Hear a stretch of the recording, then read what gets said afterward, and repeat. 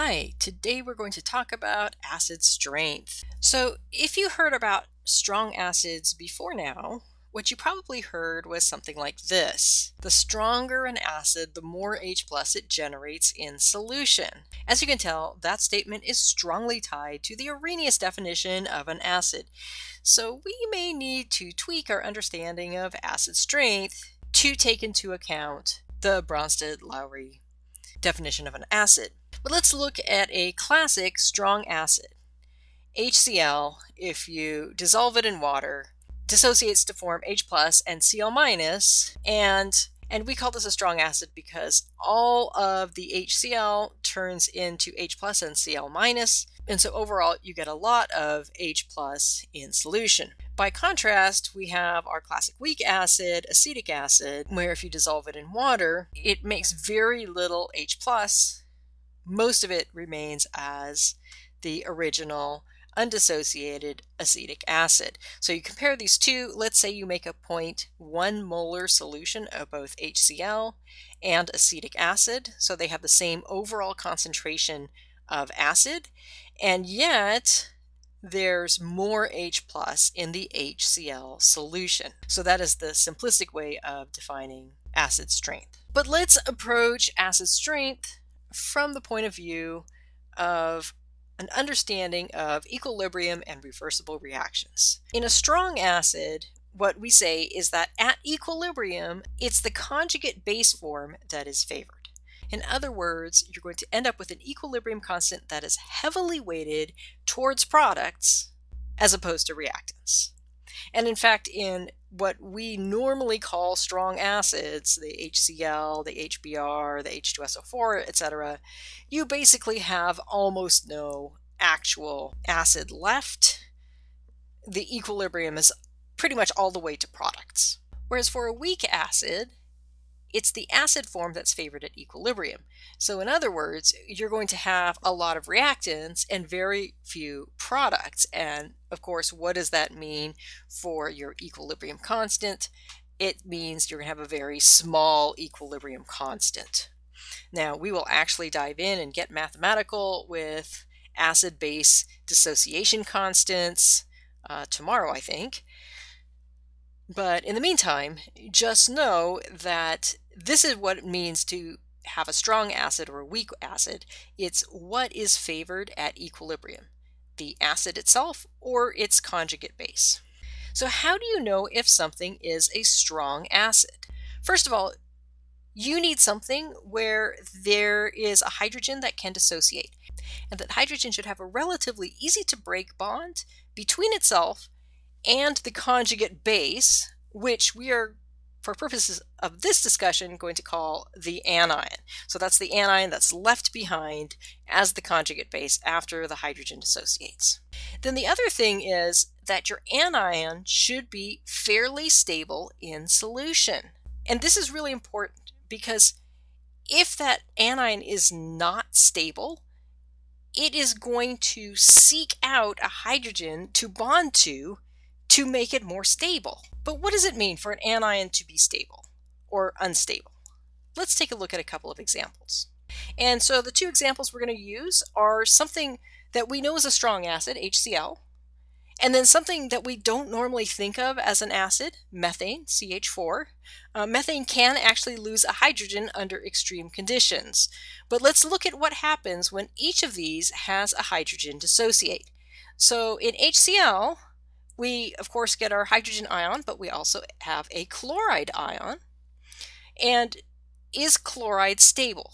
Well, we can think about this a couple of different ways. First of all, we frequently find chloride ions in solution in nature.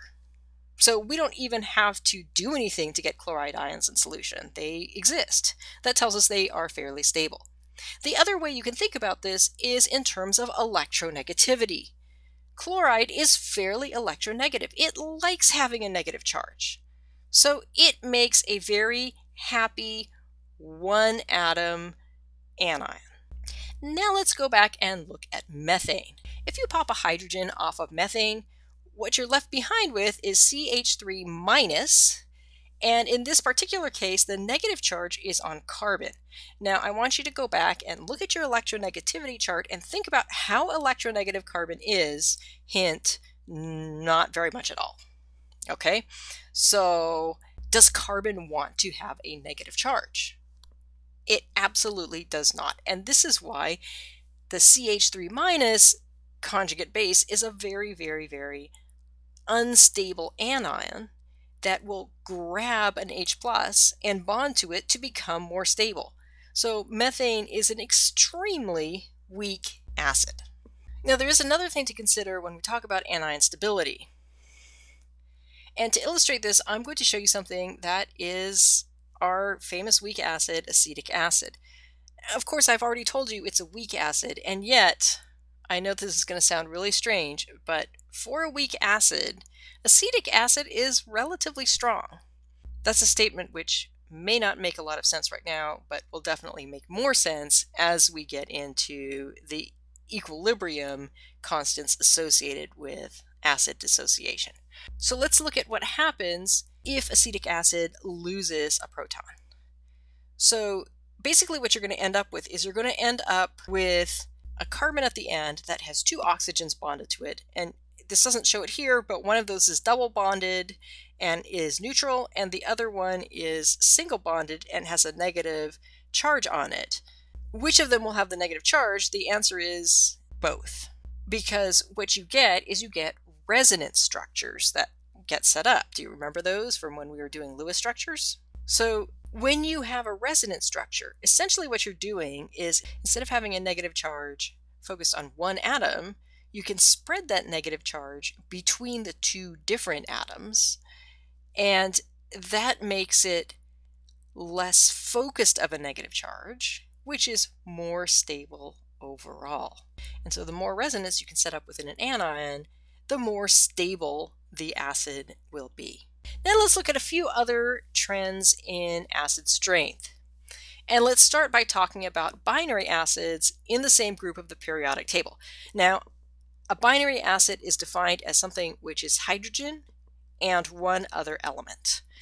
It does not mean you have to have one hydrogen. So I am showing here the acids that are made with the halogens, HF, HCl, HBr, HI, but you can also get binary acids that are H2O, H2S, etc., moving down other groups of the periodic table. When you're talking about binary acids, you need to think about, again, bond strength of what's holding that hydrogen to the other atom. As you go down a group, remember, the size of the atom increases because your valence shell is getting larger and larger, and therefore your bond strength is going to decrease. So this goes back to Coulomb's law, where the strength of that electrostatic attraction is going to be the size of the charges divided by the distance squared. So as your distance increases, the force holding those two things together will decrease. So because of this, it is so much easier to break bonds between hydrogen and larger atoms that the binary acids that are higher up the periodic table will not dissociate as much. So HF is considered a weak acid, HCl is considered a strong acid, HBr is considered a strong acid, HI is considered a strong acid. Why is HF the weakest? Because fluorine holds on to that hydrogen more strongly. What if you're talking about binary acids in the same row of the periodic table? So now we're going to go across row 2, and we're going to look at CH4, NH3, H2O, and HF. You should probably have a gut feeling of where this is going, because I already told you that methane was a really weak acid. You can probably guess that that's the weaker end. So as you move to the right across the periodic table, your electronegativity is going to increase, and the more electronegative your atoms are, the happier they will be as an anion, because they like negative charges. When you have a more electronegative element, you're going to get a stronger acid. So in this particular case, the acid strength is going to increase as you move to the right across the periodic table, or on our slide here, HF is the strongest of these acids. H2O, we know, can serve as an acid, can lose a proton. NH3 does not seem like it would be an acid, but it is possible for it to lose it. And you can already be like, well, I'm not sure about that. Yeah, that's right, because it's less electronegative than oxygen and fluorine. And then carbon, of course, it's not going to be electronegative at all. So most acids out there are not actually binary acids. And what you're going to see a lot of are these things that we call oxoacids, which is basically an acid that has hydrogen, of course, because you've got to have something to dissociate, oxygen, and then some other element. So what you're going to have is whatever that other element is, you're going to have that as a central atom. You're going to have oxygens bonded to it, and then a hydrogen attached to one or more of those oxygens. So sulfuric acid, phosphoric acid, nitric acid are very common examples of these.